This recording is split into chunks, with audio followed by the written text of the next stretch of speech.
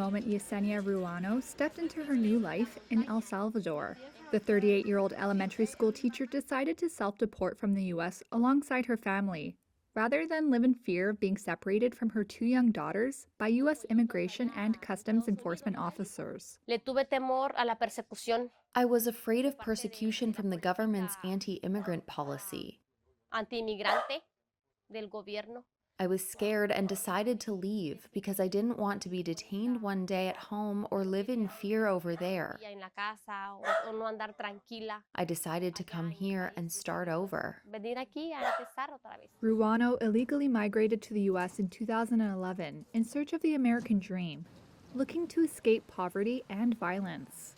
While her life in the U.S. was happy, her journey there had been traumatic. Having paid a smuggler, she was held against her will in the U.S. until she could pay off her debts.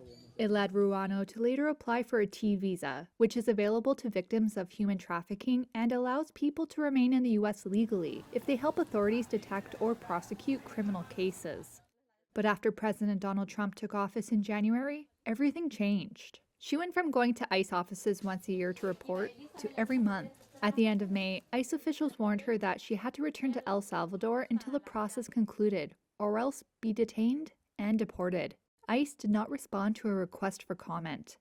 Data from the Salvadoran government shows the number of Salvadorans deported from the United States has actually decreased by almost 24% between January and June, compared to the same period in 2024. Meanwhile, the government of President Nayib Bukele has been promoting a law to encourage the return of Salvadorans abroad through economic and social incentives. Nearly 400 families have returned to El Salvador under the program, government data shows. The Salvadoran government did not respond to requests for comment on Ruano's case. Ruano and her husband, who also self-deported after entering the U.S. illegally in 2008, are now beginning to plan their new life with their family. They want to build their own home with the money they managed to save abroad, and plan to apply for jobs as teachers, in construction or tourism, or even start a business selling tortillas or ice cream. For their 10-year-old daughter Elizabeth, the move has been a big change. Se siente raro. It feels strange sometimes familiar, and sometimes it feels weird here, like the weather. Como clima. Everything is different from over there. Ruano wonders if her daughters will return to Milwaukee once they're over the age of 18, where they still have a home.